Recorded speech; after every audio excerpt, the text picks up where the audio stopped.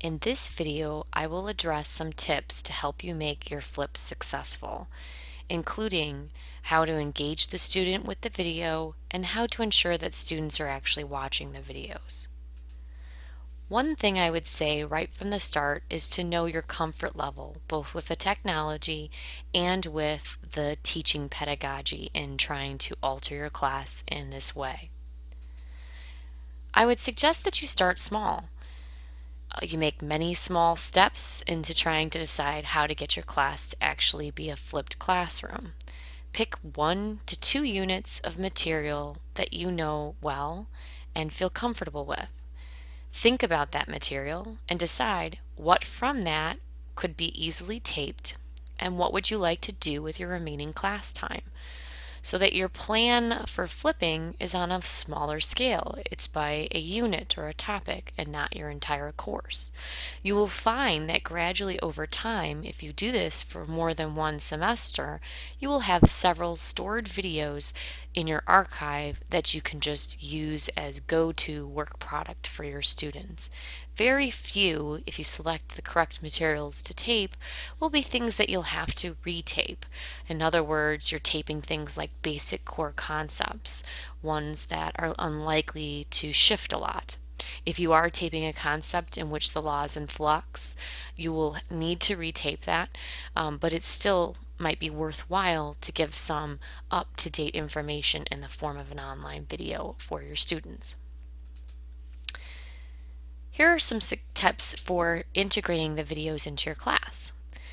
First, it's helpful to try and tie the video to some student activity. What you don't want them to do is simply be watching the video as if it's TV in a very passive way. So it's helpful to give them something to do while they're watching the video, including completing a quiz or filling out a worksheet. This doesn't require a lot of questions, just a couple for the student to be listening to and be ready to think about at the end of the video or during the video. I generally provide 1 to 2 questions and a couple fill in the blanks for the students to ensure that they're listening to the video and getting out the highlights. You could alternatively provide an outline for them to complete as they go through the video, but what you want to do is make sure they're actually engaging with it. You also want to provide assessment of the student work outside of class. Of the teachers I've spoken to from K through 12 who've tried to flip their class, and from a few law professors who also flipped their class, one constant theme I've heard is that students in classes where there was no assessment of the outside activities tended to complain about the videos more than they found them helpful. And surprisingly, in classes in which there was some assessment, the students' complaints were not that great. I think in part it's because when students perceive that you're giving them additional work or they're somehow getting busy work, and that if you're not willing to assess it or provide any part of the grade to it, that it's not meaningful. And we all know that's not true. Why would you make a video if you didn't think it was something key for them to understand or that you felt it would be beneficial to them? It'd simply be a waste of your time as well. But they don't see it that way. It's sort of the old adage, if you build it, they will come. I believe if you assess it, they will be there and do it. And I think it just sends a message that you think it's something worthwhile. It also helps them get feedback on their performance. That's one thing that's often lacking in law school.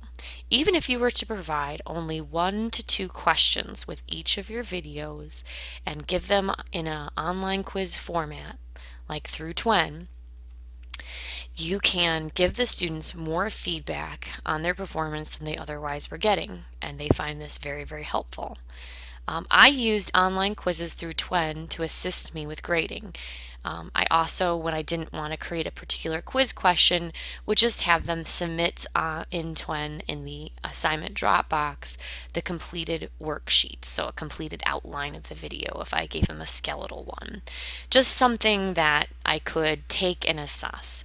I found by using the online quiz questions, it made for very easy grading because I could preset the quiz to self-grade everyone, and then I just got a report at the end that said how the students performed. You can also, if you don't like to use Westlaw's Twin, there's a variety of products, including Google Drive's Forms with their application called Flubaroo, which does basically the same thing. Another tip is to give the students guidance on how to use the videos. This actually surprised me when I started this process. I assumed that the students would know how to use a video to prepare for class, but I found that many of them initially struggled.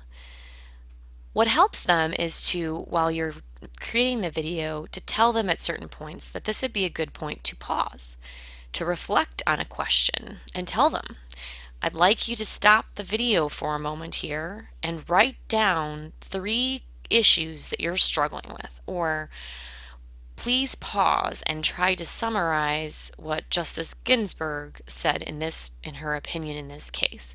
Whatever you need for them to do to just kind of sit and think about it. You can also tell them at certain points that this would be a good point to review. Encourage them to take notes while watching the video. I was surprised, again, I think it's the TV kind of culture, how many of them initially did not take notes while watching the video. There are also some ways to assist them with that. If you tie your quiz to note taking, like for example, having a rough structural outline of what they're to get out of the video, basically that would be the things I would have put on the board, is what I put in the handout that accompanied the video, having them fill that out and then incorporated the questions right within that document. It just encouraged them to take some notes. There is a Google Chrome application that is really helpful that you may want to take a moment to peruse called www.videonote.es. And what this does, you need to upload the Chrome web browser. But what this allows you to do is insert a video into a note-taking application. So in this little diagram, what you see is a video was uploaded here. It's very easy. Literally, you write the URL or just drag and drop the video into the box. And then the students have a Word document open here where they start typing their notes. The nice thing about this application is they play the video from it, and when they take their notes, it creates a timestamp as to where they were in the video. So while their notes are still read like any other set of computer notes, these orange timestamps, they can click on them and go immediately to that place in the video where they were writing their note. So it helps, refresh their memory about what they were listening to when they wrote that note, and it's a really helpful tool. It's free, very easy to use. The only issue is you just need to download the Google Chrome web browser, which is free. One last tip to ensuring a flipping success is to get and give feedback. First, get feedback. Survey your students. You can do this in the most low-tech version by passing out note cards at the beginning of the class and asking them to respond to a question you want. Maybe, how is the pacing of the videos? Have you found them helpful or not? And just collect them. Or you could give them an online survey. I think the important thing, though, is that you do stay in touch with them. I found that the students really warmed up to using the videos and actually were incredibly enthusiastic by the end because I was able to listen to them from the beginning and I adjusted. For example, they wanted to know in my class how long the videos were, and so I would post on the worksheet the length of the video so that the students could just open the worksheet and have an idea of how long it would take for them to watch it. Just simple things that I wouldn't have thought about, but the students asked for. So surveying them makes sure that they see this as not an onerous burden on them, but something that you're truly interested in learning from them about what's helpful to them. And then respond to them. Give feedback. I would suggest the assessment's a great way of providing feedback. Just a couple quizzes per worksheet would help.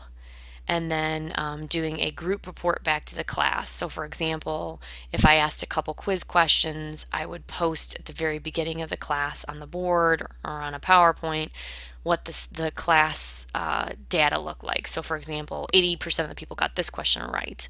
And this question, 90% of the people got it right. It gives the student a chance to know if they were in the 10 or 20% group that they were doing significantly more poorly than their other classmates and that they needed to come see me.